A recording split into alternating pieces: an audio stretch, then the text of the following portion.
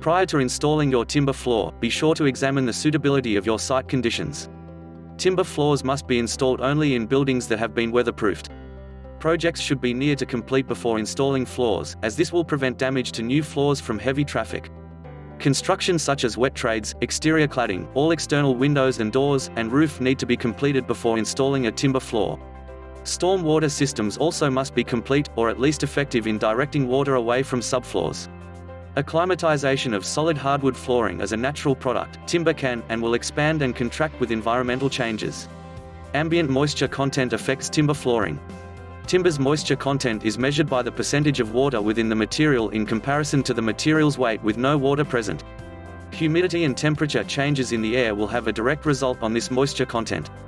It's normal to have small seasonal changes in timber floor materials. Dry periods can and do lead to small gaps.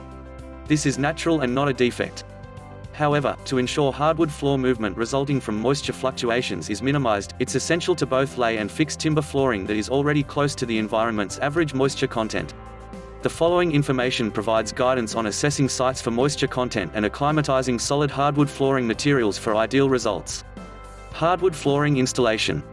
Assessing a site's climate digital hygrometer for measuring relative humidity and moisture content. In timber, digital hygrometer measures relative humidity and moisture content. Every installation site should be assessed before a new timber floor is installed.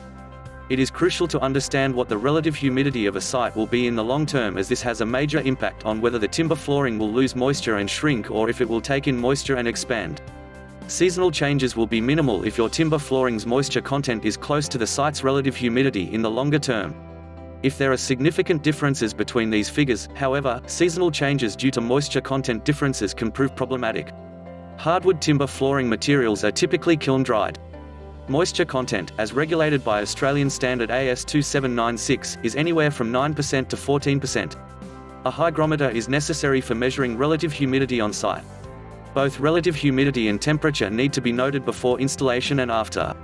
Local climate information can be obtained from the Australian Bureau of Meteorology, www.bom.gov.au/climate/averages. This will provide you with the equilibrium moisture content, or EMC, for each Australian climate. This figure will reveal timber's moisture content relative to specific set temperature and relative humidity conditions.